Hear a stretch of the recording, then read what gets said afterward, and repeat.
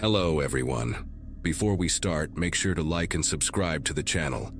And leave a comment with where you're from and what time you're watching. That way, YouTube will keep showing you stories just like this one. Now, let's begin.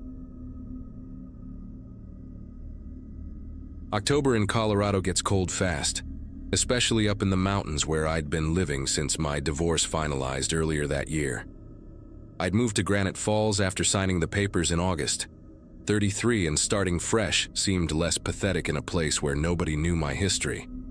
The town had maybe 4,000 people, tucked between peaks that already had snow on them, and I'd rented a cabin about 20 minutes outside the main strip.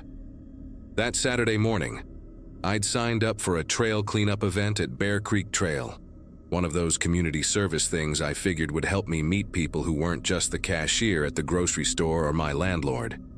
The email from the Parks Department said to meet at 8 in the morning at the main trailhead. Bring work gloves if you had them, and they'd provide trash bags and those grabber stick things. I pulled into the gravel parking area around 7:45, counting maybe 15 cars already there. The volunteers stood in a loose circle near the information board, most of them wearing worn hiking boots and flannel jackets, holding steaming cups from their thermoses. I recognized a few faces from town. The woman who ran the bakery, a couple of guys I'd seen at the hardware store, an older man who walked his German Shepherd past my cabin sometimes. Everyone seemed to already know each other, laughing about something someone's kid had done at the school play, discussing whether we'd get early snow this year. I stood at the edge of the group, pulling my work gloves from my jacket pocket, trying to look busy while actually feeling completely out of place. That's when this guy approached me, probably mid-40s, wearing a bright orange vest like the ones road workers use, carrying a clipboard and giving me this huge, welcoming grin that made his whole face crinkle up. "First time volunteering with us?" he asked, and I nodded, grateful someone was actually talking to me.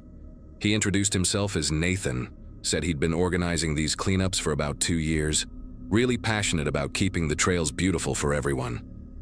He had this way of talking where he'd lean in slightly, like whatever you were saying was the most interesting thing he'd heard all day, and he kept touching my elbow when he'd point out different trail sections on the map he pulled from his clipboard.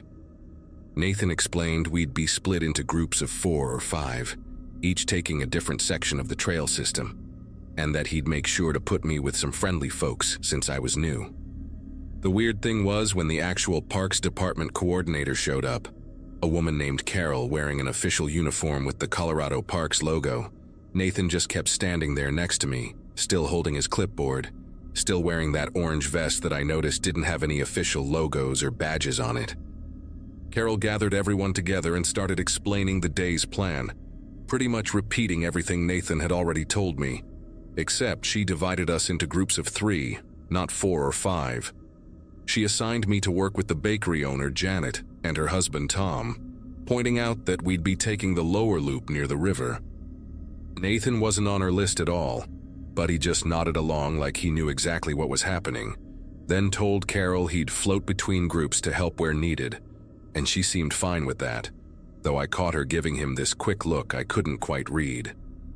We grabbed our supplies, trash bags, those grabber things, a bucket for any broken glass, and headed out onto the trail, Janet chatting away about how they'd been doing these cleanups since they moved here in 2009, asking me about my cabin, whether I'd survived my first real mountain thunderstorm yet. All this normal, small-town, friendly stuff that was actually starting to make me feel welcome. About an hour into the cleanup, we'd filled 2 bags with the usual stuff. Energy bar wrappers, water bottles, cigarette butts, even a busted camping chair someone had just left behind. Tom was telling this story about finding a whole tent full of empty beer cans last year when Nathan appeared on the trail ahead of us, coming from the direction we were heading, rather than from behind where the other groups were working. He waved us over, said he'd spotted what looked like a major dump site just off the trail, maybe 50 feet through the trees. Too much for one person to handle alone. Janet immediately said we should get Carol, that dump sites sometimes had hazardous stuff, but Nathan insisted it was just regular trash, probably from some college kids having a party, nothing dangerous, and he'd already started bagging it up but needed extra hands. Tom checked his watch and mentioned we should probably take our break anyway. Carol had said to meet back at the parking area at 10:30 for water and snacks, and it was already past 10. Nathan jumped on that immediately, his whole face lighting up like Tom had just given him the best idea. "Hey, if you're heading back for break anyway, I can show you a shortcut," he said, looking directly at me even though he was supposedly talking to all three of us. "There's an old service road that cuts straight back to the parking lot. Saves you probably 15 minutes versus going back the way we came. I use it all the time when I'm out here doing my own cleanup work." Janet started to say something about sticking to the marked trails, but Nathan was already pointing through the trees to the left, explaining how the old road connected to the back end of the parking area, right where the portable toilets were set up, and we could grab our snacks and be back before anyone even noticed we'd taken a different route. The way he kept focusing on me while he talked, like Janet and Tom weren't even there, made my chest feel tight in this way I tried to ignore. Told myself I was just being paranoid because I'd been alone too much lately. Tom actually seemed interested in the shortcut, started asking Nathan about whether it was the same service road they'd used to bring in equipment when they rebuilt the footbridge last spring. But Janet grabbed her husband's arm, said something about her knee acting up and needing to take the easier path back, the one they knew. Nathan's expression flickered for just a second, this flash of irritation that made him look completely different from the friendly volunteer helper he'd been playing all morning, before the big smile came back. He turned to me then, completely turned his back on Janet and Tom, and asked if I wanted to see the shortcut anyway. Said he could show me real quick while they headed back the long way, and we'd probably still beat them to the parking area.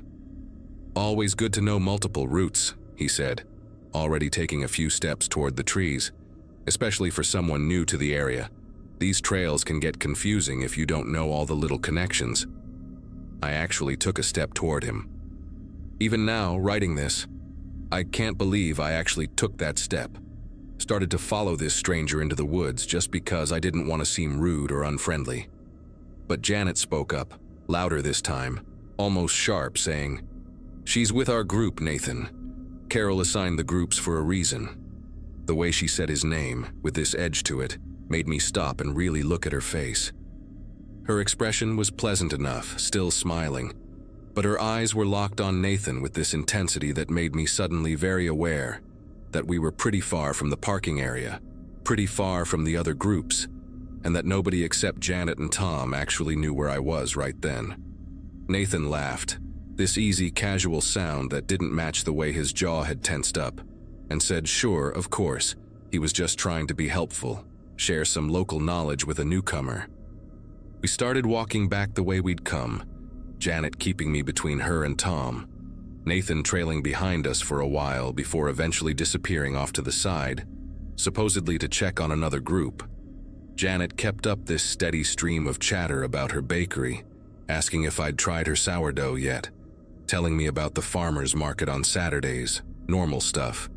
But her hand stayed on my arm the whole walk back, gentle but firm, like she was making sure I stayed with them. When we got to the parking area, most of the other groups were already there, Carol passing out bottled water and granola bars from a cooler in her truck. I grabbed my water and walked over to thank Janet for showing me the ropes, and that's when she pulled me aside, glanced around to make sure nobody was close enough to hear, and asked me in this low, careful voice if Nathan had approached me before today, if I'd seen him around town, if he'd maybe been to my cabin. The question made my whole body go cold in this visceral way that finally broke through my polite social programming. I told her no, I'd never seen him before this morning, and asked what was going on, why she was asking. Janet exchanged this look with Tom, one of those married couple conversations that happens without words, before she told me that Nathan had been showing up to these cleanup events for about 6 months, always had some reason to be there but was never officially on the volunteer list. And 3 times now, young women who'd joined the groups had mentioned him making them uncomfortable, trying to separate them from others, offering to show them shortcuts or special spots along the trails. Carol had tried to tell him he needed to register properly if he wanted to volunteer, but he always had some excuse, Some reason he was just passing through, just helping out. And since he'd never actually done anything they could report, they couldn't exactly ban him from public trails. I looked around the parking area then, scanning the groups of volunteers who were getting ready to head back out after break, but I didn't see Nathan anywhere.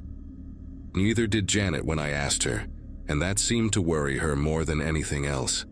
She grabbed Carol, pulled her over, and quickly explained that Nathan had tried to get me alone on some shortcut trail, and now he'd disappeared. Carol's face went tight, and she immediately did a head count, checking her clipboard against the people standing around, asking each group if everyone was accounted for. That's when we realized Melissa was missing. A young woman from Fort Collins who'd driven up for the event, probably 25 or 26, auburn hair in a ponytail, wearing a Colorado State University sweatshirt. She'd been working with the group on the upper trail, and her team leader said she'd mentioned needing to use the bathroom about 40 minutes ago, headed back toward the parking area where the portable toilets were, and they'd assumed she'd just gone straight to break afterward. Carol called Melissa's phone immediately, and we could all hear it ringing somewhere nearby.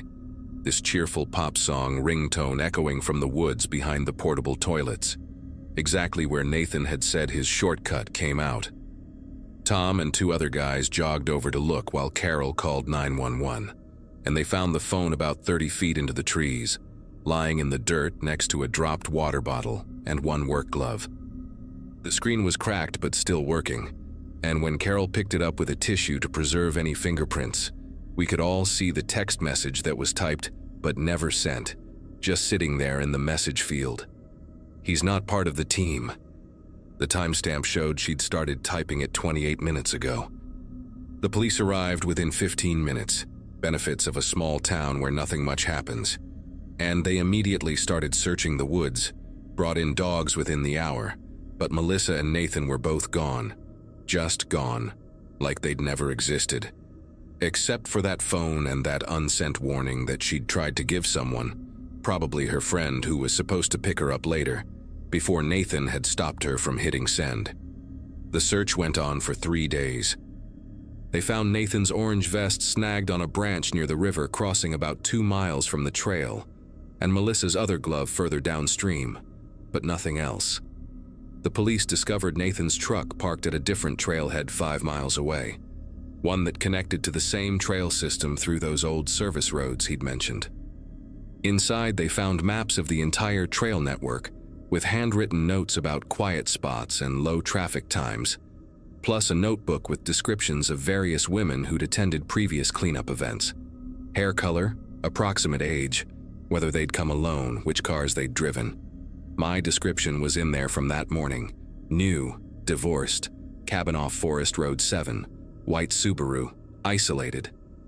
The FBI got involved after that, connected Nathan to similar disappearances in Wyoming and Montana, always at volunteer trail events, always targeting women who were new to the area, always vanishing without a trace afterward.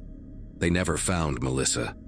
Her parents came down from Nebraska, stayed in town for 2 weeks, put up posters everywhere, but eventually they had to go home with nothing but questions.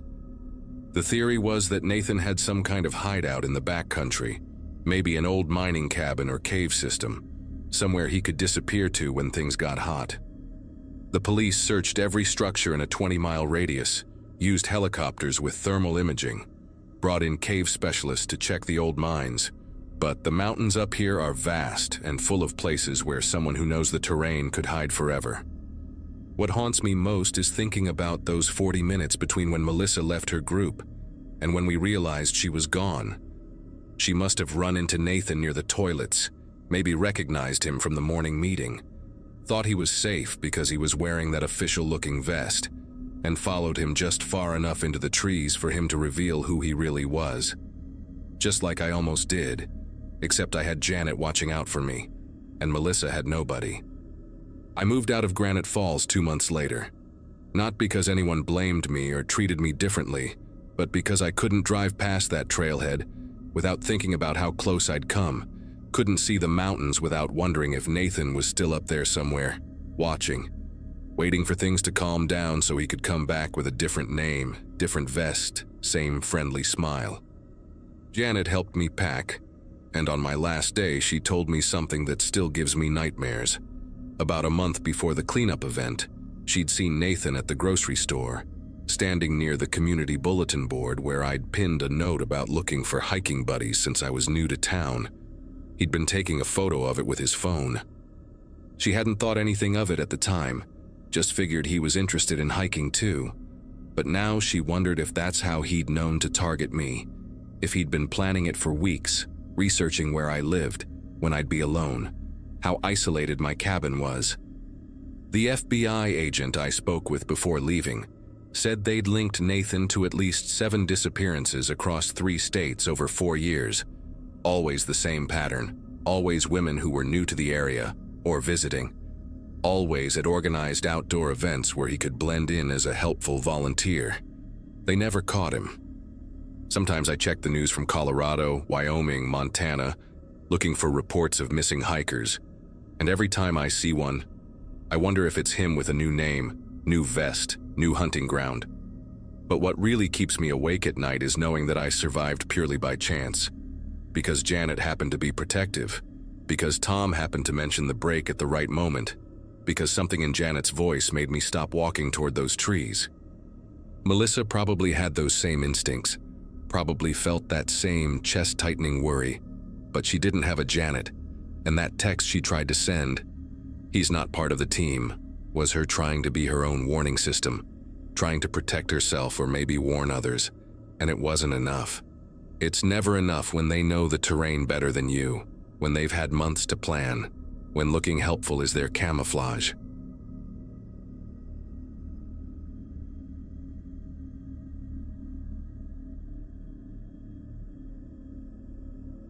October in our town meant one thing, the annual fall fair that everyone pretended was better than it actually was. I'd been running the ring toss booth for my uncle since I turned 16, and now at 23, I knew every vendor, every security guard, and every inch of that muddy field we called a fairground. That Saturday started like any other, with me hauling stuffed animals from my uncle's van while the morning fog still clung to the grass. The Ferris wheel creaked its familiar protest as workers tested it, and the smell of funnel cake already hung thick in the air, even though we wouldn't open for another 2 hours. I remember joking with Beverly, who ran the cotton candy stand next to us, about how we'd probably see the same faces we saw every year. The Brennan family with their matching flannel shirts, old Harold who'd spend all day at the beer garden, and the groups of teenagers who thought they were too cool to be there but showed up anyway. The afternoon crowd picked up around 2, and that's when I first noticed her. Not because anything seemed wrong, but because she was helping a little kid who dropped his corn dog in the dirt. She couldn't have been more than 17, wearing one of those oversized hoodies that kids like these days, the purple one with the high school mascot on it. She bought the crying kid a new corn dog with her own money, and I remembered thinking that was pretty decent of her. Maybe an hour later I saw her again with a group of friends near the Gravitron, all of them laughing and filming each other trying to eat caramel apples without getting it all over their faces. Normal teenage stuff, you know? The kind of thing you see 100 times every fall fair and don't think twice about. But something made me keep noticing her throughout the day. Not in a creepy way, just one of those things where once you see someone, you keep spotting them in the crowd. Around 5:30, when the sun started painting everything orange and the air got that perfect October bite to it, I noticed her again, but this time she was alone. She stood between the corn maze entrance and the row of food trucks, typing on her phone with this intense focus, her face all scrunched up like she was worried about something. That's when I saw him for the first time. Baseball cap pulled low, plain gray jacket, nothing special about him except the way he was standing. He was by the churro stand, maybe 20 feet from her, holding a cup of something but not drinking it, just holding it. When she moved toward the lemonade truck, he moved too, keeping that same distance. When she got in line, he suddenly found something very interesting to look at on the prize board at the basketball game right next to the lemonade truck. The way he moved wasn't random. It was deliberate, calculated, like he was playing some kind of game only he knew the rules to. I had a line of customers then, families wanting to win giant teddy bears, so I had to focus on my booth. But between customers, I kept glancing over, and each time, he was there, always that same distance from her, always pretending to be interested in something else. She'd moved to the kettle corn stand, and he was examining the menu at the BBQ place next door.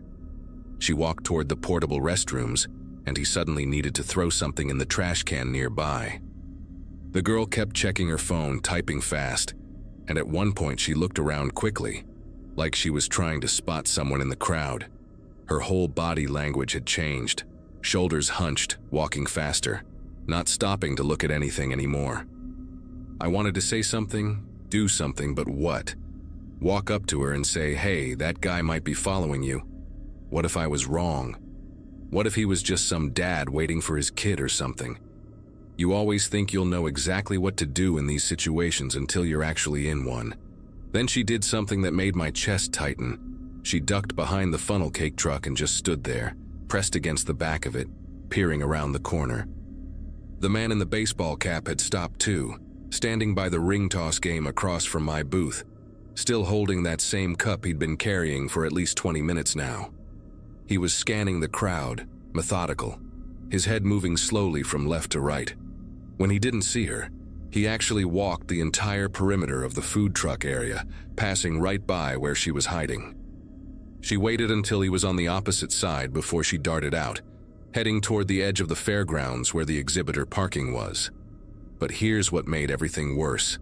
As soon as she moved, he turned around like he'd been expecting it, like he knew exactly what she'd do.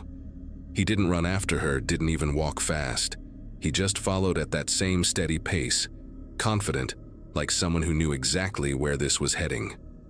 I finally couldn't stand it anymore and called out to Larry, our security guy who usually hung around the beer garden. Told him there was something weird going on with some guy following a teenage girl around. Larry, who was probably pushing 70 and moved about as fast as you'd expect, said he'd take a look but had to go break up some argument at the pig races first. By the time I looked back, the girl was already at the far end of the fairgrounds, near where the exhibitor trucks and employee vehicles were parked. The man had picked up his pace now, closing the distance between them.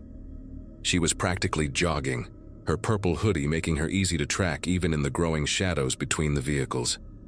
The last clear view I had was her weaving between two livestock trailers, and him following maybe 30 seconds behind.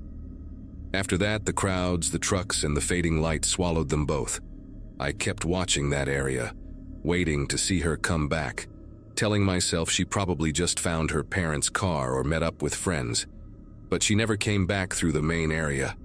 About 10 minutes passed, and I was getting more anxious by the second. I asked Beverly to watch my booth and started walking toward the parking area myself, but it was chaos over there. Hundreds of cars, trucks with horse trailers, RVs, all crammed into a field with barely any lighting. I walked up and down a few rows, calling out, asking if anyone had seen a girl in a purple hoodie, but most people were either inside their vehicles or already heading back to the fair.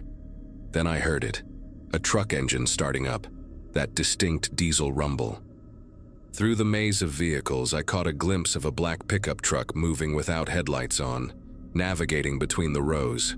It was moving slow and careful, like whoever was driving didn't want to draw attention. The weird part was that everyone else had their lights on. It was getting dark enough that you needed them, but this truck crept through the shadows like it was trying to stay invisible.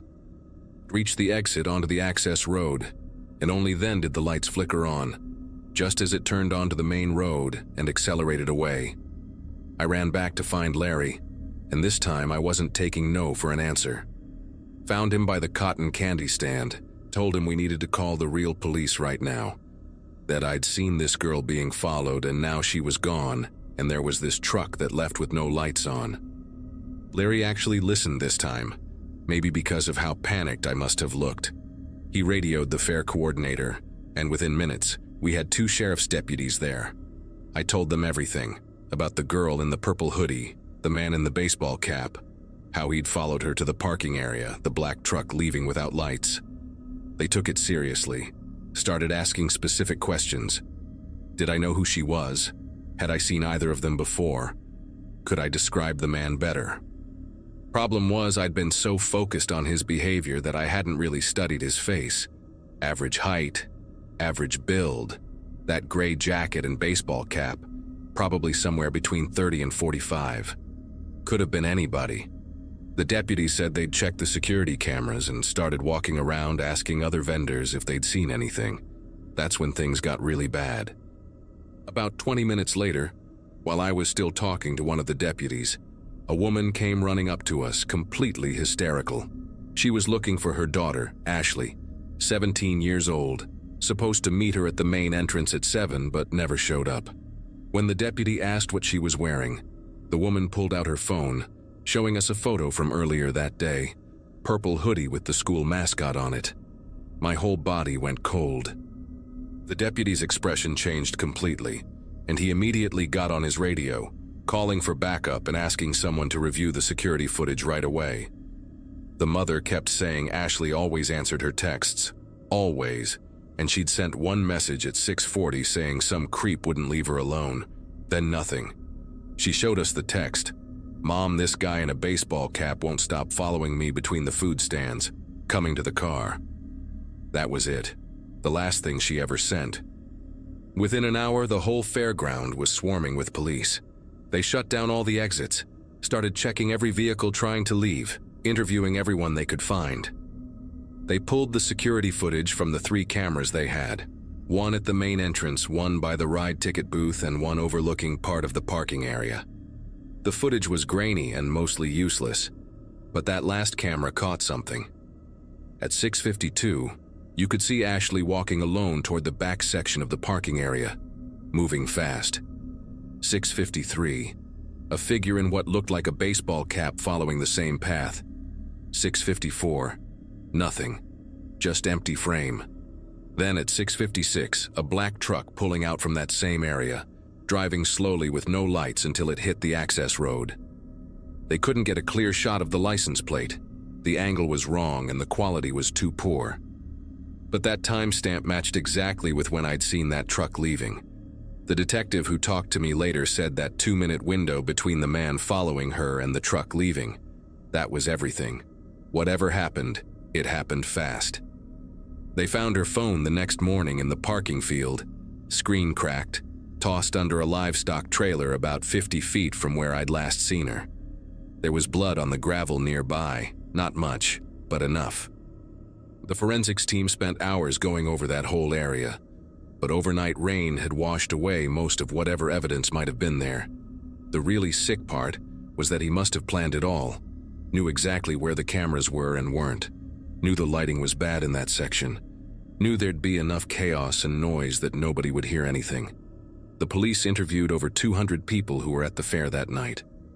3 other teenage girls came forward saying they'd noticed a man matching that description, hanging around them earlier in the day, making them uncomfortable enough that they'd stayed in groups. One girl, Kayla, said he'd asked her for directions to the parking area around 4 o'clock, but something about the way he smiled when he asked made her lie and point him toward the opposite end of the fairground.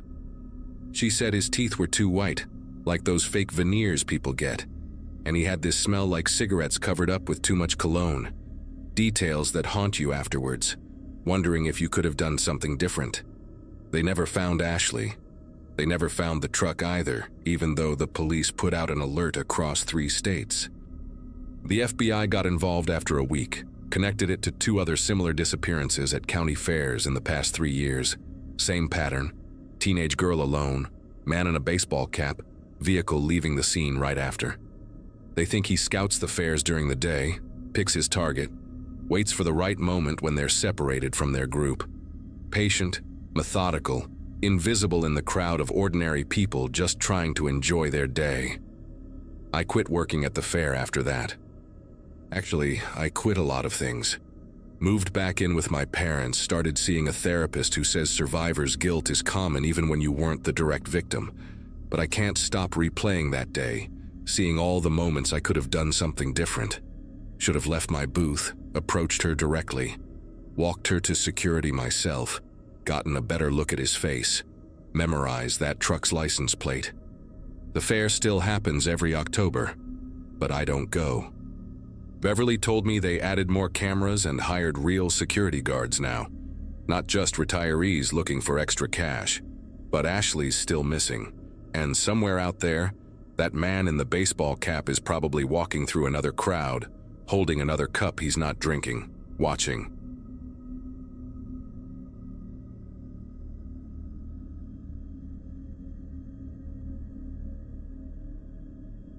The fog had gotten so thick on Interstate 84 through Oregon that I couldn't see more than 20 feet ahead, and after 16 hours of hauling refrigerated goods, my eyes were playing tricks on me. I'd been driving trucks since my divorce papers got finalized in 2011, and at 41, I figured I'd seen every weird thing these highways had to offer. The dashboard clock showed 2:47 a.m. when I spotted the Cascade View Rest Area sign emerging from that thick soup of white. My bladder had been screaming for the past hour, and the coffee thermos I'd drained somewhere around Baker City wasn't helping. The parking lot lights were mostly off when I pulled in, which should have been my first warning. Only one sodium lamp flickered near the main building, casting these long, distorted shadows across the empty spaces. Construction barriers lined half the lot, and a sign reading "Closed for renovation, no facilities available" stood crooked against some orange cones. This was supposed to be October peak travel season, but the place looked like it had been abandoned for months. But that single restroom light glowing through the fog, right there in the men's room window, told a different story. Maybe the construction crew left it on, or maybe they kept one bathroom operational for emergencies. Either way, my options were limited to either using that bathroom or pissing in a bottle in my cab like some rookie. I grabbed my flashlight from the door pocket and killed the engine. The silence hit different out here. Not peaceful, but heavy, like the fog was swallowing every sound before it could travel. My boots crunched on loose gravel as I walked toward that lone light, passing abandoned construction equipment and stacks of concrete barriers. The door handle felt colder than it should have, even for an autumn night, and when I pushed it open, the hinges screamed like they hadn't been touched in weeks. Inside, the fluorescent light buzzed and flickered, giving everything this sickly, greenish tint. The renovation hadn't reached this bathroom yet, but it looked rough. Cracked tiles, rust stains running down from the faucets, and that smell of old bleach mixed with something else I couldn't place. 3 stalls lined the left wall, all with their doors hanging slightly open except the middle one, which was shut tight. A backpack sat on the floor next to the sinks, one of those expensive hiking types with all the straps and clips. Strange thing to leave behind, I thought, walking closer to check it out. The main compartment hung open, and right there on top of some crumpled clothes sat an iPhone, propped up against the fabric. The screen was still on, still recording video, the red recording button blinking at the top. My first instinct was to call out, ask if anyone was there, but something about the setup made me pause. The phone's battery showed 12%, and the recording timer read 3:47:23. Almost 4 hours of continuous recording. Who leaves their phone recording for 4 hours in an abandoned rest stop bathroom? I picked it up carefully, trying not to smudge any fingerprints in case this was some kind of crime scene. The video showed mostly darkness with occasional glimpses of the bathroom ceiling when someone must have adjusted the phone's position. I started scrubbing backward through the footage, watching shadows move in reverse, until I hit something that made me stop breathing. There was a person in frame, someone wearing a baseball cap pulled low, standing in front of that closed middle stall. The timestamp showed 11:14 p.m., which meant this happened just a few hours ago. The person in the video stood perfectly still, just facing that stall door like they were waiting for something. Then they knocked. 3 slow, deliberate raps that echoed in the empty bathroom. A voice came from inside the stall, muffled but clearly terrified, saying something I couldn't quite make out. The person with the cap tilted their head, listening, then reached into their jacket pocket. They pulled out what looked like a long, thin piece of metal, maybe a coat hanger that had been straightened out. They slid it through the gap between the door and the frame, working it around like they knew exactly what they were doing. The whole time, Whoever was in that stall kept talking, pleading, their voice getting higher and more desperate. After about 30 seconds of working that metal piece, there was a click, and the stall door swung open from the outside. The video got shaky after that, like whoever was holding the phone, probably the person in the stall, had started panicking. But in those last few seconds before the recording angle went wild, I saw the person with the cap step into the stall, saw them reaching forward with both hands, and then the phone must have fallen, because suddenly it was just showing the backpack's interior. The audio kept going though. Shuffling sounds, something being dragged across the tile floor, and then footsteps walking away. After that, nothing but the buzz of the fluorescent light for the next 3.5 hours. I looked at that middle stall, still closed tight, and noticed something I'd missed before. There were scratch marks on the tile floor leading from the stall to the main door, like something heavy had been dragged out. My brain kept trying to process what I'd just watched while my body stood frozen in that bathroom. The smart thing would be to get back to my truck, call 911, and let the cops handle this. But something made me walk toward that middle stall, maybe the same stupid curiosity that makes people slow down at accident scenes. The door was locked from the inside now, which didn't make sense given what I'd seen in the video. I got down on my knees, angled my flashlight under the gap, and immediately wished I hadn't. There were dark stains on the floor, still wet, and something white that looked like a broken fingernail. But what really got me was the smell coming from under that door.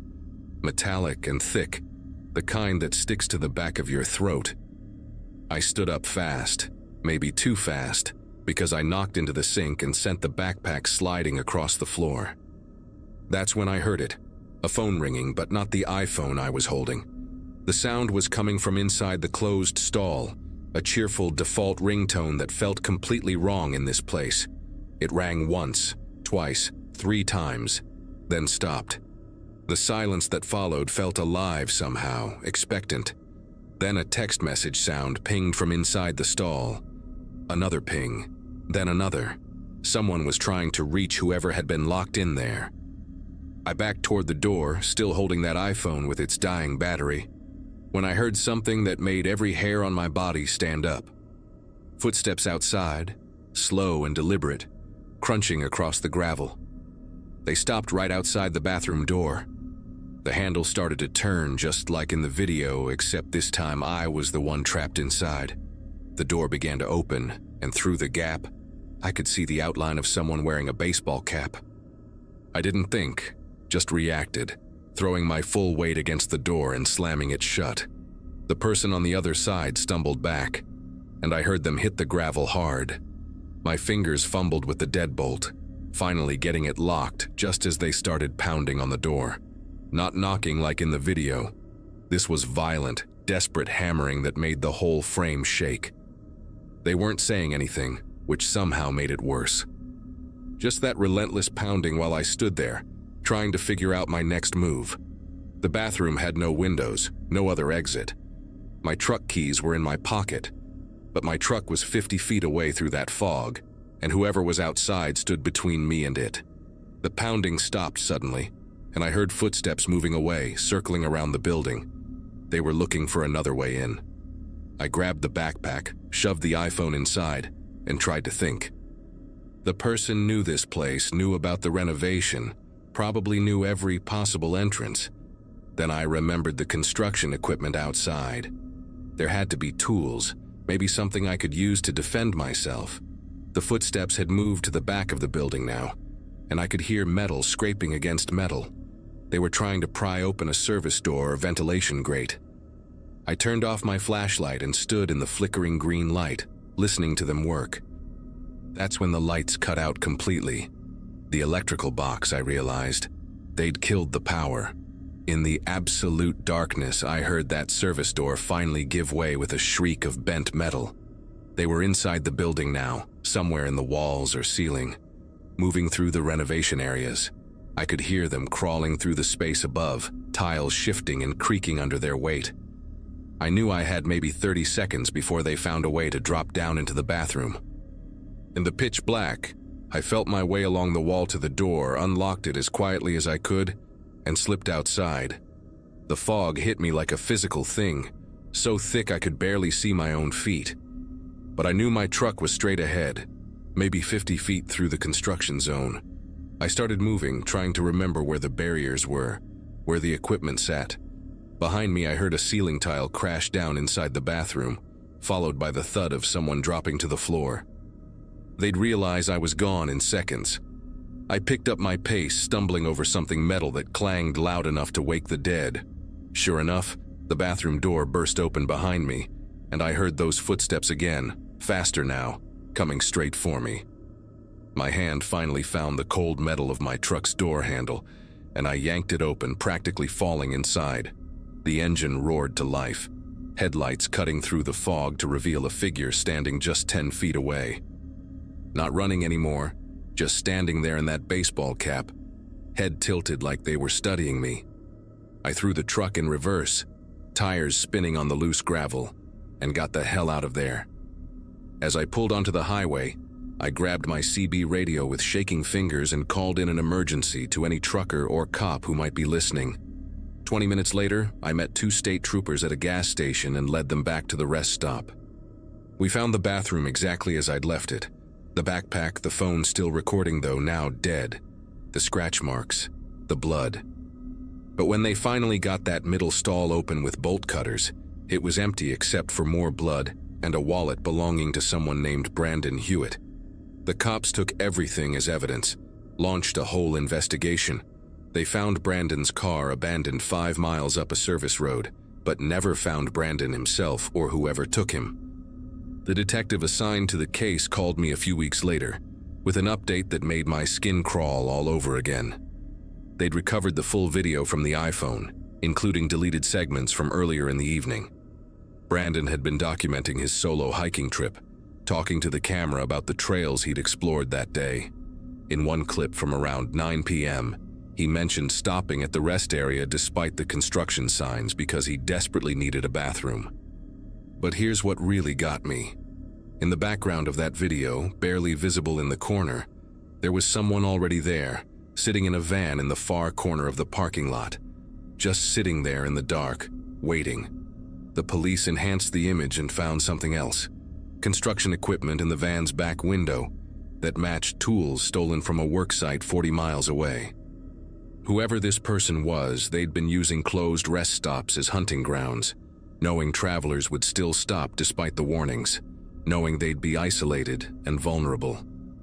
I don't drive that route anymore. Switched to a completely different corridor, even though it adds 3 hours to my deliveries. The cops never found the person in the baseball cap, never found Brandon, never even identified who was driving that van. They put out warnings, increased patrols at rest stops, but nothing ever came of it. Sometimes I wonder if that person is still out there, maybe at a different rest stop, maybe with a different method, just waiting in the dark for someone desperate enough to ignore a closed sign. I kept a copy of one frame from that video, the one where you can just barely make out the figure standing by my truck as I drove away. Something about their posture, the way they just stood there watching me leave. It wasn't disappointment or anger. It was patience. Like they knew there would be others, knew there always would be. And the worst part? They were probably right. Every night, someone somewhere pulls into an empty rest stop, sees that one light still on, and decides to risk it.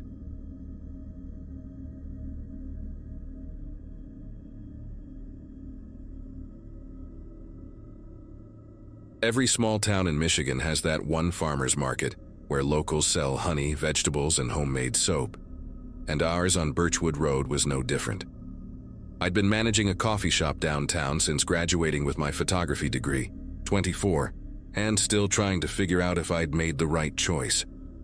Jenna had been my closest friend since freshman year of high school. She was the one who dragged me into that first photography class, insisting I had an eye for composition even when I couldn't see it myself. That Saturday afternoon, we were helping her younger sister with an environmental science project about seasonal changes in local ecosystems. Behind the market, there was this incredible stretch of woods where the maple trees turned burnt orange every fall, perfect for the shots we needed. We'd been planning this for weeks, waiting for the leaves to hit that perfect point between green and brown. The afternoon started out completely normal, almost boring even.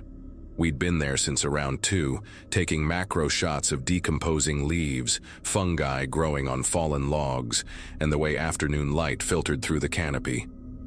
Jenna was lying flat on her stomach, trying to get the perfect angle on some mushrooms growing at the base of an oak tree, while I was adjusting my tripod near a cluster of ferns about 20 feet away. The market was winding down for the day. We could hear vendors packing up their trucks in the distance, that familiar sound of wooden crates being stacked and truck doors slamming. The woods felt peaceful, just the occasional rustle of squirrels gathering acorns and the distant hum of the highway beyond the tree line.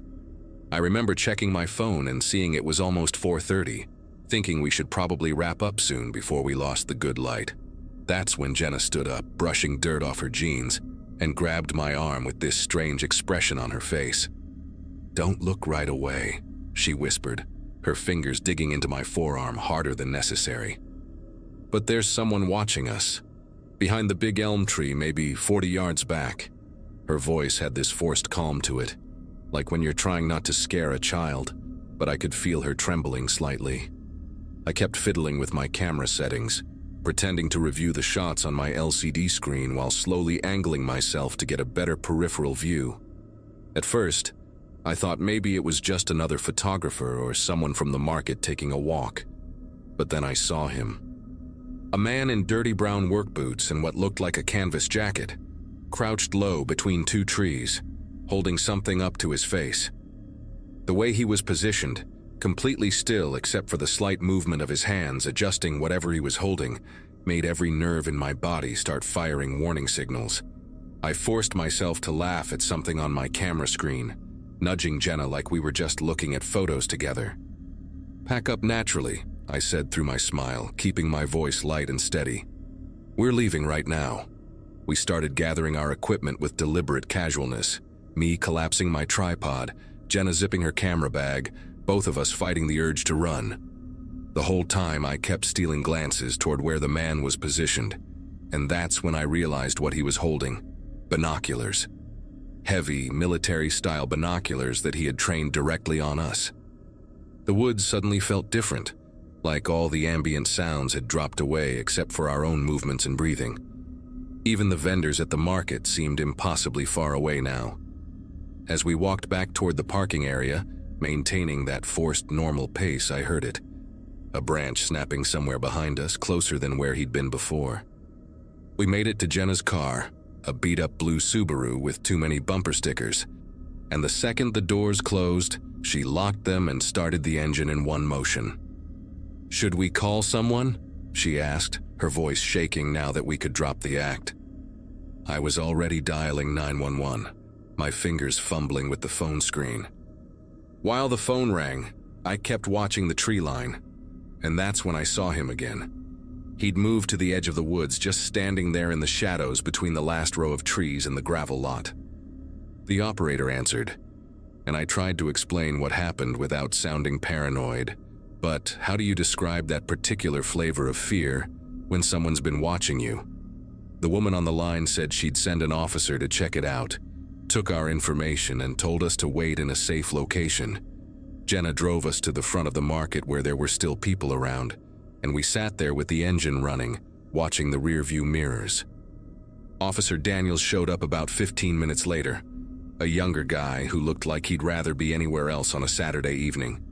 We walked him back to where we'd been shooting, Jenna and I staying close together while pointing out the exact spots. I expected him to brush us off, maybe suggest it was just a bird watcher or someone hiking, but his demeanor changed when he saw the disturbed undergrowth where the man had been crouching. There were clear boot prints in the soft earth, and a worn path that led deeper into the woods, like someone had been going back and forth regularly. Officer Daniels radioed for backup, telling us to stay by his patrol car. Within 20 minutes, there were 3 more officers and a detective named Reeves, a woman with sharp eyes who asked us to describe every detail we could remember. They formed a line and started moving through the woods systematically, their flashlights cutting through the growing dusk. About 200 yards in, One of the officers called out, and everyone converged on a small clearing hidden behind a thick cluster of evergreens. Jenna and I couldn't see much from where we waited, but we watched Detective Reeves emerge from the tree line, her face grim, speaking rapidly into her radio. She called for crime scene techs and more units, using codes I didn't understand, but that made Officer Daniels, who'd stayed with us, go pale. "We need you both to come to the station," Reeves said when she reached us, her tone professional but urgent. "We've found something significant." During the ride there, she wouldn't tell us what they'd discovered, but I could see her jaw clenching and unclenching in the driver's seat. At the station, they separated Jenna and me into different rooms, where I spent 3 hours going over every second of our encounter with different detectives, describing the man's clothing, his approximate height and build, the exact timeline of events. It wasn't until Detective Reeves came back around 9 that night that I learned what they'd found. She sat across from me with a folder of photographs, her expression careful and controlled. "We discovered a campsite," she said, spreading out pictures of a small tent covered with camouflage netting, nearly invisible unless you knew where to look, along with several cell phones, wallets, and driver's licenses. She showed me photocopies of the IDs, 3 women and 1 man, all between 20 and 35, all from towns within a 50-mile radius. I recognized one of the names, Claire Hoffman, from news reports about a missing hiker from the previous month. My throat went completely dry as she explained that these were all people who'd been reported missing over the past year, their cases previously unconnected. The campsite had a portable camp stove, canned goods, and disturbingly a journal filled with detailed observations about people who visited the woods, including dates, times, physical descriptions, and license plate numbers. Detective Reeves flipped through more photos, showing me pages from the journal, though she kept most of the content covered with her hand. What I could see made my skin prickle. Neat, cramped handwriting describing people's routines, which days they typically came to the market, who they were usually with. One entry from 3 weeks earlier mentioned 2 young women with cameras, early 20s, brown and blonde hair, artistic types, with our exact arrival and departure times from a previous scouting trip Jenna and I had made. We hadn't even noticed anyone that day, had felt completely alone in those woods. The detective explained they'd found evidence suggesting the man had been living out there for at least 6 months, maybe longer, moving his camp periodically but always staying within the same half-mile radius. The most disturbing part was a plastic storage container buried near the tent, wrapped in garbage bags, that contained personal items clearly taken from different people. A distinctive turquoise ring, a medical alert bracelet, a wallet with the cash removed but all the cards and photos still inside. They kept us at the station until almost midnight, going through missing persons files, asking if we recognized any other names or faces. Jenna's parents came to pick her up around 11, but I drove myself home, taking the longest route possible to avoid passing anywhere near Birchwood Road. The detective said they'd launched a massive search for the man, that they had his DNA from items in the camp, his fingerprints from the journal, but somehow he'd vanished completely by the time they'd started looking. They theorized he'd been somewhere nearby, watching the entire police response, and had simply melted away into the network of woods that stretched for miles beyond the market. What haunts me most is that final detail Reeves mentioned almost offhandedly. In the journal's most recent entry, dated that very morning, he'd written about planning to make contact with his next subjects, that he was tired of just watching, that today felt like the right time to introduce himself properly. The search went on for 3 weeks. They brought in dogs, helicopters with thermal imaging, even volunteer search teams from surrounding counties, but they never found him. The farmers' market shut down temporarily while they combed every inch of those woods, and when it reopened a month later, they'd cleared a 100-foot buffer between the market and the tree line, installed motion sensor lights, security cameras, the works. Detective Reeves called me about 2 months after everything happened to tell me they'd connected the items in the tent to 4 missing persons cases, but they still had no idea who the man was, no matches in any database, no missing person report that fit his description. The truly unsettling part was that when they analyzed the journal more thoroughly, they found he'd been documenting visitors to those woods for at least 2 years. Hundreds of entries about different people, their habits, their vulnerabilities, notes about who came alone, who seemed distracted, who would be easy to approach. They arrested someone about 8 months later, a drifter they picked up 3 states over who matched our description. But it wasn't him. Jenna was so sure at first, but when we went to identify him through the one-way glass, we both knew immediately it was wrong. The eyes were different, the way he held himself, everything. The real guy, the one from the woods, had this stillness about him, like a spider waiting in its web, perfectly patient. This wasn't him. The case went cold after that, though Detective Reeves assured us they'd keep it open indefinitely. Jenna moved away the following year, said she couldn't drive past that market without feeling sick. I still live here, still manage the same coffee shop, but I've never gone back to those woods. Sometimes customers mention hiking back there, taking their kids to pick wild blackberries in the summer. And I want to grab them, tell them what we found, warn them about what might still be out there. But I don't. I just suggest other places they might enjoy more. Places with better trails, better berries, better anything to keep them away from those trees where someone once sat watching, writing, waiting for the perfect moment that, thank God, never came for us.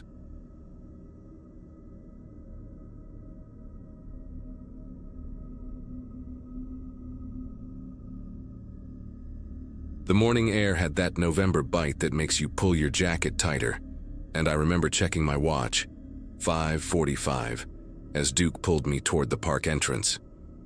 I'd been walking that same route through Riverside Park for maybe 6 years, ever since my divorce papers got finalized and I moved into the townhouse on Walnut Drive. Duke, my golden retriever, knew every tree, every bench, every spot where the squirrels like to hide. That particular morning started like any other, except for the car parked by the eastern tree line with its engine running and headlights cutting through the pre-dawn darkness. A silver sedan, one of those generic 4 doors you see everywhere, positioned oddly between 2 oak trees where there wasn't really a proper parking spot. The exhaust fumes drifted white in the cold air, and I could hear the low rumble of the engine from 50 feet away.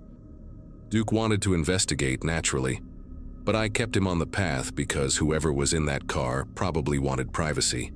Maybe someone having a rough night, or catching a few minutes of sleep before work. The windows were fogged up from the inside, and I couldn't make out anyone through the condensation, though the driver's seat looked occupied from the angle I had. I finished our usual loop, about 40 minutes total, and noticed the car hadn't moved an inch. Still running, still glowing in the darkness.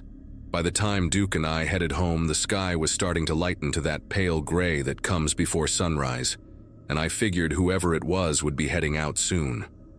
I made breakfast, showered, had my usual 2 cups of black coffee while reading the news on my tablet, and completely forgot about the car until I had to run to the hardware store around 10 that morning. The quickest route to Hanson's Hardware cuts right through the park, so I decided to walk instead of drive, maybe grab a coffee at the place on 3rd Street afterward. The silver sedan was still there. Same exact spot, same position between those 2 oaks, but now the engine was off and the headlights were dead. The driver's door hung wide open, swaying slightly in the breeze. From where I stood on the path, I could hear something playing from inside. That harsh, crackling sound of radio static turned up too loud. The windows had cleared of condensation, and I could see straight through to the passenger side. Empty. The driver's seat was pushed back all the way, like someone really tall had been sitting there, and there was a coffee cup in the center console, steam still rising faintly from it in the cold air. I stood there for maybe 30 seconds trying to process what I was seeing, because none of it made sense. People don't just abandon their cars with the door open and the radio blasting static. I walked closer, slowly, calling out a "hello?" That came out quieter than I intended. No response. The static kept crackling, oscillating between frequencies like someone had been scanning through stations and just left it between channels. Could see a wallet on the dashboard, brown leather, thick with cards, and a phone face down on the passenger seat. A jacket was draped over the back of the driver's seat, one of those expensive wool coats you see downtown professionals wearing. The coffee cup was still half full, and when I got close enough, I could see the liquid was barely lukewarm, maybe an hour or two old at most. There were no signs of struggle, no blood, nothing broken. Just an abandoned car with all the owner's belongings still inside, like they had simply vanished mid-sip. I pulled out my phone and called 911, explaining the situation to the dispatcher, who seemed more concerned when I mentioned the personal items left behind. 2 patrol cars showed up within 15 minutes, and I watched from a nearby bench as the officers examined the scene. They ran the plates, tried the phone, it was locked, and carefully bagged the wallet. One officer, a younger guy with a notebook out, came over to ask me questions. When exactly had I first seen the car? Was anyone else around? Did I touch anything? I told him everything about my morning walk, how the car had been running for hours with someone possibly inside, and how I'd found it like this on my way to the hardware store. He wrote it all down, occasionally glancing back at his partner who was on the radio, probably running the owner's information from the registration. The officer's partner, an older woman with sergeant stripes, walked over with a concerned expression that made my chest tighten. She asked me to describe again exactly what I'd seen that morning, specifically about whether I was certain someone had been in the driver's seat. I explained about the fogged windows, the angle of my view, how I couldn't be completely sure, but it looked occupied.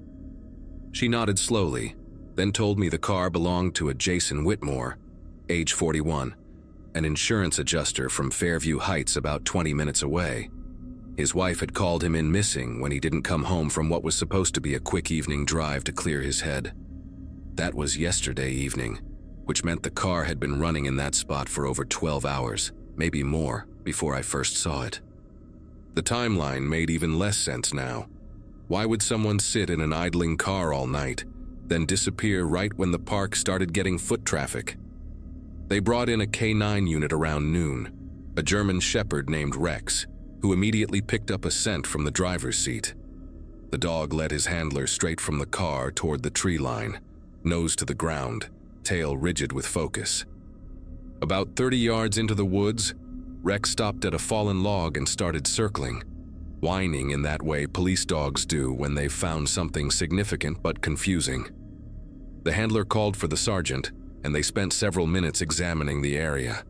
I couldn't see what they were looking at from where they had me wait, but I heard one officer radio for additional units and mention something about unusual ground disturbance. They started stringing up yellow tape between the trees, expanding the perimeter, and that's when they told me I needed to leave the scene but to stay available for follow-up questions. I gave them my contact information and walked home the long way, avoiding the park entirely, my mind racing through possibilities. The local news picked up the story by evening. Local man vanishes from park, investigation ongoing. But they had even less information than I did. I couldn't stop thinking about that coffee cup still steaming in the cold.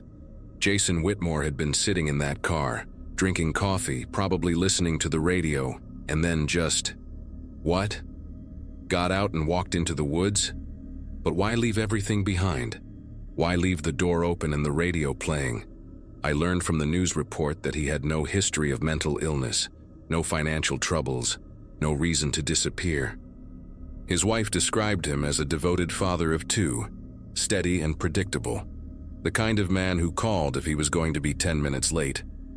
The reporters interviewed a few people at the park, including Mrs. Grayson, who walked her poodles there every morning, and she mentioned seeing the car too. Said she'd noticed it because the headlights were so bright they hurt her eyes when she passed. 3 days passed before the police called me back. Detective Angela Foster wanted to meet in person. Said she had some follow-up questions about what I'd observed. We met at the station, in one of those small rooms with uncomfortable plastic chairs and fluorescent lights that hum just loud enough to be annoying. She pulled out a file thick with papers and photographs and asked me to look at something. The photos showed the area where the dog had stopped, that fallen log and the ground around it. In one picture, I could see what looked like drag marks in the dirt, leading from the log deeper into the woods. Another photo showed Jason Whitmore's shoe, a brown Oxford, found about 50 yards from where the dog lost the scent. Just one shoe, the left one, laces still tied. Foster asked if I'd seen anyone else that morning, any other cars, anyone on foot near the woods. I hadn't, and I told her so, but then I remembered something that seemed insignificant at the time. There had been a maintenance van in the park parking lot when I'd arrived that morning, one of those white vans with no windows in the back and a ladder on top. I'd noticed it because it was parked crooked, taking up 2 spaces, and it had mud splattered all up the back doors even though it hadn't rained in over a week. The detective's expression changed when I mentioned this, and she asked me to describe everything I could remember about the van. I couldn't recall any company name or logo, just that it was white, dirty, and had that ladder. She wrote everything down, then showed me another photograph. This one was from a traffic camera on Riverside Drive, time-stamped at 4:17 that morning. A white van, no visible plates, turning into the park entrance. 23 minutes before I arrived for my walk. Foster explained they'd found similar tire tracks near where Jason's shoe was discovered, and they were trying to trace all white vans registered in the county, but without plates or distinguishing marks, it was slow going. Detective Foster then told me something that made my whole body go cold. They'd found evidence of at least 3 other similar incidents in parks across the state over the past 8 months. Same pattern every time. A car found running or recently abandoned. Personal items left behind. The owner vanished without a trace. 2 of the cases had similar tire tracks nearby, possibly from the same or similar vehicle. The victims had nothing in common. Different ages, genders, professions, cities. The only connection was that they'd all been alone in isolated areas during early morning or late evening hours. She said they were working with state police now, treating it as a possible serial abduction case. They'd analyzed Jason's coffee cup and found traces of something unusual. Not a drug exactly, but a compound that could cause disorientation and muscle weakness if inhaled in concentrated amounts. The theory was that someone had been watching these people, waiting for them to be alone and vulnerable, then somehow introducing this substance into their vehicles, maybe through the ventilation system, while they sat there unaware. The investigation went on for weeks, but they never found Jason Whitmore or the white van. His family held a memorial service after 3 months with no leads, no body, no answers. I stopped walking in the park after that, started driving to a gym across town instead. Every time I see a white van now, especially those without windows, my heart races, and I find myself checking the plates, looking for mud on the doors, watching to see where it goes. Detective Foster called me one last time about 6 months after Jason disappeared to tell me they'd connected 2 more cases to the pattern, but still had no solid leads. She thanked me for my help and said they'd be in touch if anything developed. That was 2 years ago now, and I still think about that morning sometimes, about the coffee steam rising in the cold air, about how Jason Whitmore was just trying to clear his head with a drive and ended up becoming another unsolved case. The park reopened after a few months, and people walked their dogs there like nothing happened, but I know some of them remember, especially the early morning regulars who now walk in groups, never alone, always watching the tree line and checking the parking lot for white vans that don't belong.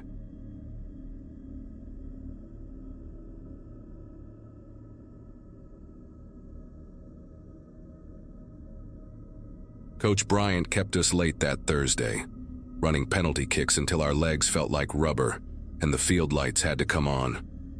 I remember jogging down Sycamore Avenue afterward with my cleats bouncing against my backpack, thinking about the geometry test I hadn't studied for yet, and whether Mom had made her famous Thursday night lasagna.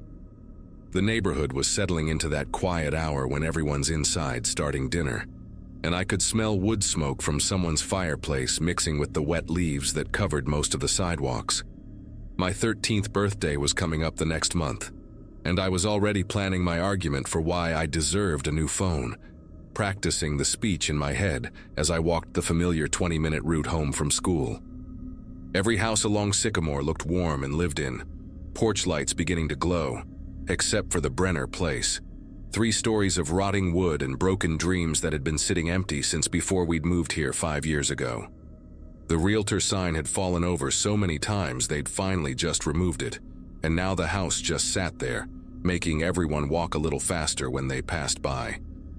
That evening changed everything though, because as I was doing my usual quick walk past the property, trying not to look at the overgrown hedge that had swallowed half the front gate, I caught movement in the second-floor window facing the street. A person was standing there, about 3 feet back from the glass, completely motionless like they were watching something specific down below. The failing light made it hard to see details, but I could make out a tall frame wearing what appeared to be a long, dark coat, maybe navy or black, with their arms hanging straight down at their sides in this weirdly formal way. My first thought was that someone had finally bought the place and was probably measuring for curtains or checking out the view, so I did what any polite kid from the suburbs would do.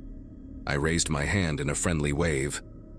The figure didn't acknowledge me at all, didn't even shift their weight or turn their head slightly, just continued that perfect stillness that made my neck prickle for reasons I couldn't explain. Friday's practice ended at the same time, and I found myself oddly anxious as I approached the Brenner house on my walk home. Part of me expected to see a moving truck or some sign of life, maybe contractors' vehicles or a dumpster for renovation debris, anything that would explain yesterday's visitor. But the place looked exactly the same. Dead grass, paint curling off the siding like old scabs, and that rusty mailbox with its door hanging open at a broken angle. I slowed down as I got closer, pretending to adjust my backpack straps while really scanning the windows for any sign of movement. The late afternoon sun hit the glass at a different angle than the day before, and I could see straight through most of the first floor. Nothing but empty rooms and what looked like water stains spreading across the ceiling. Then my eyes traveled up to that second-floor window, and there they were again. Same exact spot, same dark coat, same unnaturally rigid posture. This time I stopped completely, standing right there on the sidewalk to get a better look, and I noticed something that made my throat go dry. The person's hands were perfectly aligned with the seams of their coat, fingers pointing straight down like a soldier at attention, but their head was tilted at this subtle angle that suggested they were looking directly at me. I stood there for maybe 10 seconds that felt like 10 minutes, having this bizarre staring contest with someone whose face I couldn't quite make out, before my courage cracked and I practically jogged the rest of the way home. The logical part of my brain kept trying to rationalize it. Maybe it was a security guard checking on the property, or someone from the bank that probably owned it doing inspections. But security guards move around. They check different rooms. They don't stand in the exact same position in the exact same window at the exact same time 2 days in a row. That night at dinner, I pushed my food around my plate while Mom talked about her day at the dental office where she worked, and Dad scrolled through his phone reading news articles out loud, and I kept almost saying something about the Brenner house but couldn't figure out how to explain it without sounding like a paranoid kid. Finally, when Mom asked why I wasn't eating much, I just said practice had been really tough and excused myself to do homework, even though I spent most of the time looking up the Brenner house online, finding nothing except a few old real estate listings from 2012 with photos that showed empty rooms and descriptions about great potential and perfect for renovation. The weekend gave me a break from walking past the house, but I couldn't stop thinking about that figure in the window. Saturday morning, while Mom drove me to my friend Kevin's house, I made her take Sycamore Avenue instead of our usual route, claiming there was construction on Oakwood Drive. As we passed the Brenner place, I pressed my face against the car window trying to see up to the second floor, but the angle was wrong, and the sun's glare made it impossible to tell if anyone was there. Mom didn't even glance at the house, just kept talking about how she'd run into Kevin's mother at the grocery store, and how they were thinking of putting in a pool next summer. I wanted to ask her if she knew anything about the Brenner house, who owned it, why it had been empty so long, but something held me back. Maybe because I knew she'd want to know why I was asking. and I wasn't ready to explain that I'd been seeing someone in there who stood frozen like a department store mannequin for exactly 1 hour every evening. Monday came too fast, and as I sat through practice, I kept checking the sky, watching the sun sink lower, calculating whether I could convince someone's parent to give me a ride home instead of walking. But when Coach Bryant finally blew his whistle and everyone started packing up, I knew I had to see if the pattern continued. My teammate Oliver lived roughly in my direction, and I walked with him for the first 10 minutes, talking about the upcoming game against Riverside Middle. But when we reached the corner where he turned off toward his street, I was alone again. The Brenner house loomed ahead, and this time I noticed something new before I even got close. The porch light was on. Not the weak, flickering kind of light you'd expect from an old bulb that someone forgot about, but a strong, steady glow that made the peeling paint and broken railing look even worse by comparison. I slowed my pace, counting my steps, trying to delay the moment when I'd have to look up at that window. And when I finally did, my whole body went cold despite the sweat from practice still drying on my skin. The figure was there, but this time they weren't alone. There was another person standing in the window directly beside them, wearing an identical dark coat, maintaining that same perfect stillness with their arms pressed against their sides. Two of them now, both facing the street, both positioned exactly 3 feet from the glass, their heads tilted at precisely the same angle like they'd been arranged by someone obsessive about symmetry. The new person was shorter, maybe 5'8" compared to the original 6 feet, but everything else about their posture and positioning was disturbingly identical. I actually took a step backward into the street, nearly getting clipped by a passing minivan whose driver honked and yelled something I didn't process, because I couldn't look away from those windows. The worst part was that even with the porch light illuminating more of the house's facade, I still couldn't make out their faces, just dark shapes where features should be, like someone had taken an eraser to their heads and left only shadows. My brain scrambled for explanations, mannequins, cardboard cutouts, some kind of weird art installation. But deep down I knew these were real people because I could see the subtle rise and fall of their chests, barely perceptible, but definitely there, proving they were breathing, alive, waiting. I ran the rest of the way home, my backpack slamming against my spine with each stride, and burst through our front door so hard that Mom dropped her coffee mug in the kitchen. She rushed over asking what was wrong, if someone had chased me, if I was hurt, and I just stood there panting, trying to figure out how to explain what I'd seen without sounding completely insane. Finally, I told her everything. The figure in the window, how they appeared every day at the same time, and now there were 2 of them, just standing there watching the street. Mom's face went through several expressions, from concern to confusion, to something that looked almost like recognition, and she made me sit down at the kitchen table while she called Dad to come home from his office early. While we waited, she kept asking me specific questions. Was I sure they were real people? Had they ever tried to communicate with me? Had I seen them anywhere else? And her voice had this careful quality, like she was trying not to scare me more than I already was. Dad arrived within 20 minutes, still wearing his work clothes but with worry lines creasing his forehead. And Mom repeated everything I'd told her while I sat there nodding and adding details when she missed something. They exchanged these meaningful looks that parents do when they think kids aren't paying attention. And then Dad said we were all going to take a drive to the Brenner house right now, together, to see what was going on. The sun had already set by then, and as we pulled up to the curb across from the house, the porch light was still glowing strong, casting weird shadows through the overgrown bushes.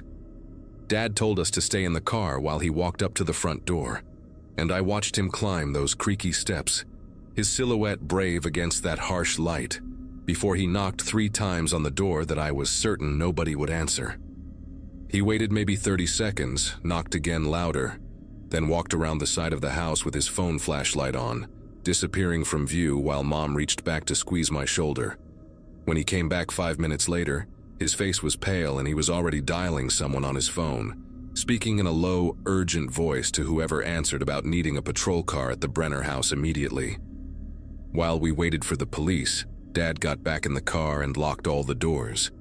which he never did in our neighborhood, and told us that the back door had been forced open recently. The wood splintered around the lock. He'd looked through the windows with his flashlight and seen sleeping bags, food wrappers, and bottles scattered across the floor of what used to be the living room, clear signs that people had been staying there. The police arrived in 2 squad cars, and we watched from our car as 4 officers entered the house with their flashlights sweeping through the darkness, their radios crackling with static and coded messages I couldn't understand. They were inside for what felt like forever but was probably only 15 minutes, and when they came out, they were escorting 3 people, 2 men and a woman, all wearing those long dark coats I'd been seeing in the window, their faces gaunt and expressionless as they were guided into the patrol cars. One of the officers, a woman with sergeant stripes, came over to talk to my parents, explaining that these were homeless individuals who'd been squatting in the abandoned property, and from what they could tell, they'd been watching the neighborhood kids walking home from school, timing their routines, though she couldn't say exactly why. The sergeant mentioned something that still gives me chills when I think about it. They'd found notebooks in the house filled with detailed schedules of when kids passed by, physical descriptions, which houses they entered, even notes about which ones walked alone versus in groups. The 3 people weren't talking much, she said, but they seemed to be part of some group that believed watching children during what they called transition hours would reveal something important, though what exactly remained unclear. They'd been living in the house for about 2 weeks, taking turns standing in that window during the after-school hours, maintaining their strange vigil with a dedication that bordered on religious devotion. The woman they arrested had told one officer that they were documenting patterns, but wouldn't elaborate on what that meant or what they planned to do with the information. Mom pulled me closer as the sergeant talked, and I could feel her trembling slightly, probably thinking the same thing I was, that I'd been walking past those watching eyes every single day, becoming part of their bizarre documentation without knowing it.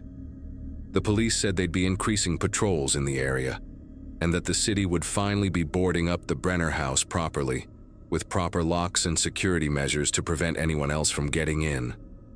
For weeks after that night, Mom drove me to and from practice, making excuses about errands she needed to run anyway, though we both knew the real reason.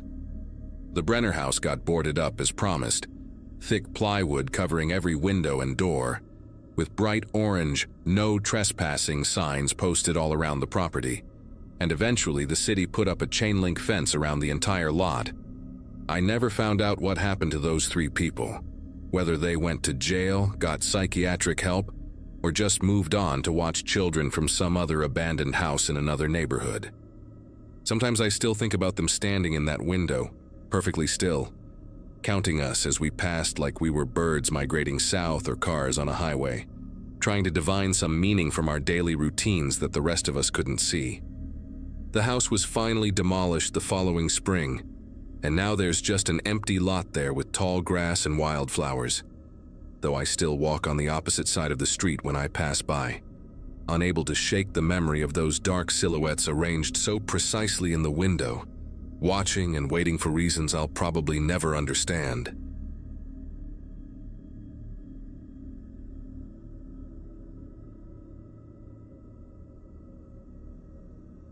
Teaching English in a small Polish village wasn't exactly what I'd pictured doing after finishing my master's degree, but here I was, 6 months into a language exchange program about an hour outside Krakow. The village had maybe 2,000 people, most of them elderly farmers or young families who commuted to the city for work. That Monday evening in November started like every other weekday, conjugating verbs with bored teenagers, stopping at the only restaurant that served food past 7 for some potato and cheese pierogi, then heading to my landlady's house to pick up Buddy. Pani Nowak had broken her hip 2 weeks earlier, and since her daughter lived 3 hours away in Warsaw, I'd volunteered to walk her golden retriever twice a day. Buddy was this gorgeous, calm dog who never pulled on the leash and always waited patiently while I fumbled with my keys in the dark. The arrangement gave me something to do besides scroll through social media in my tiny apartment, and honestly, having a dog around again made the whole foreign experience less lonely.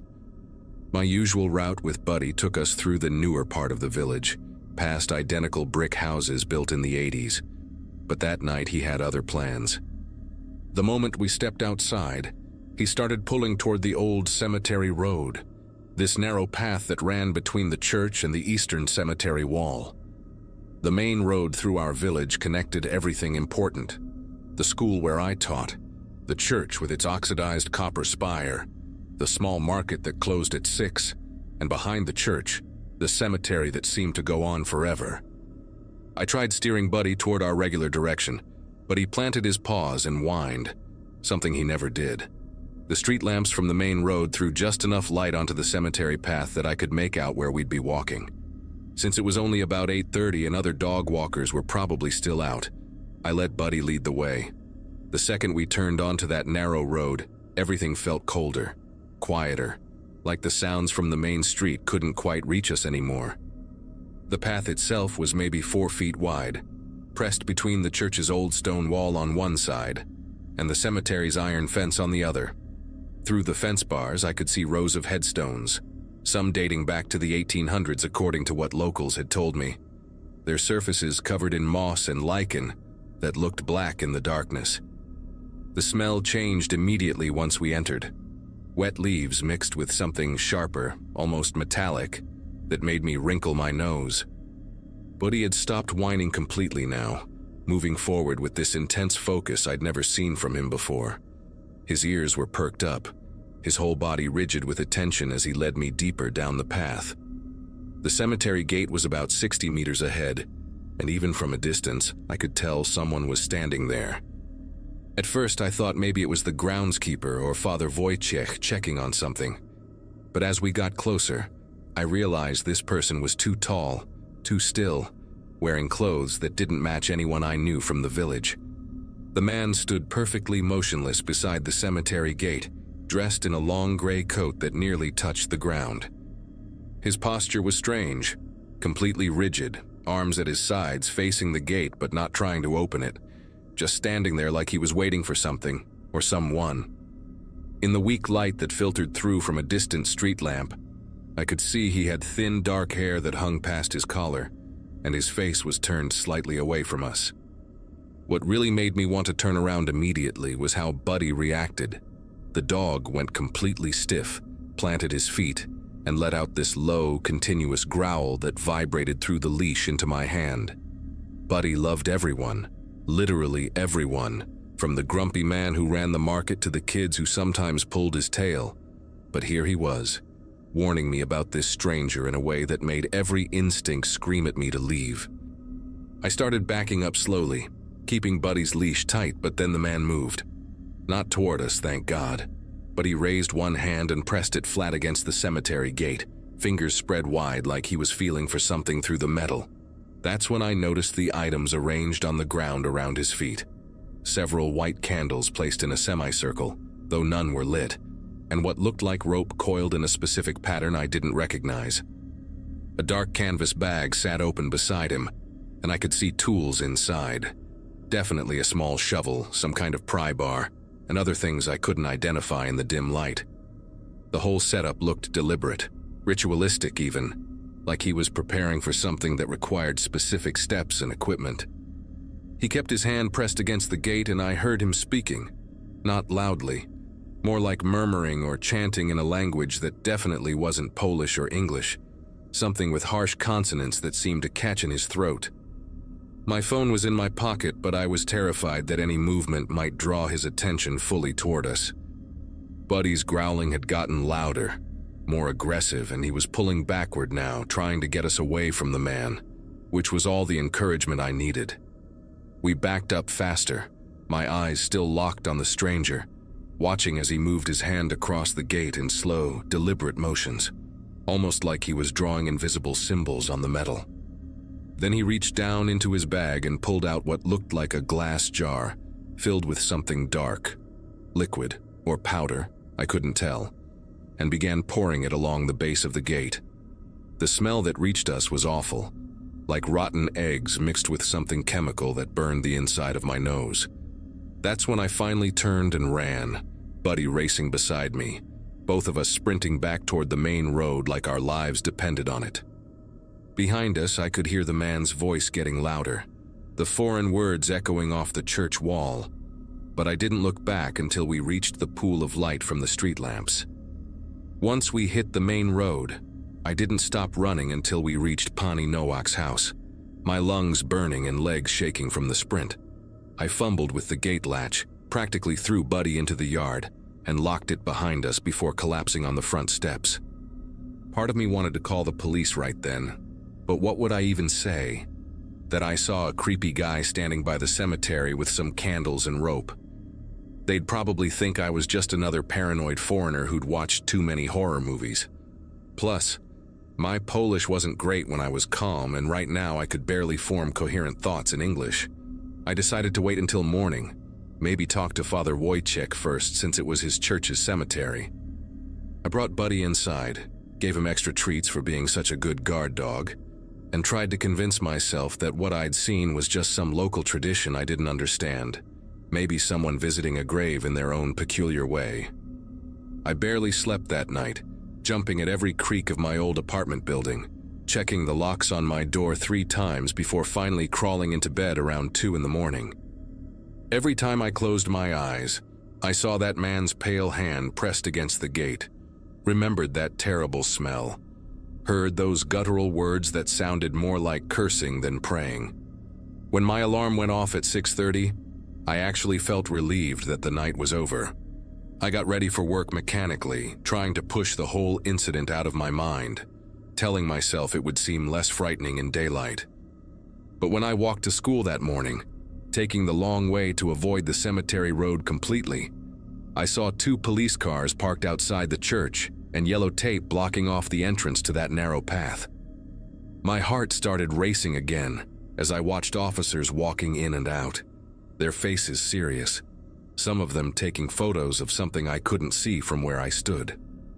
I stood there frozen for probably 5 minutes watching the police activity before Marta, one of the other teachers at school, came up beside me and grabbed my arm.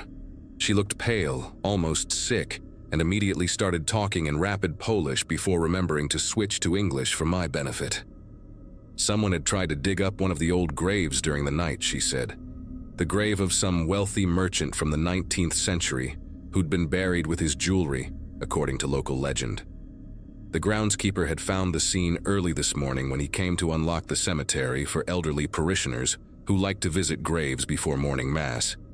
But it wasn't just the attempted robbery that had everyone shaken, it was how the person had tried to do it. The police had found exactly what I'd seen the night before.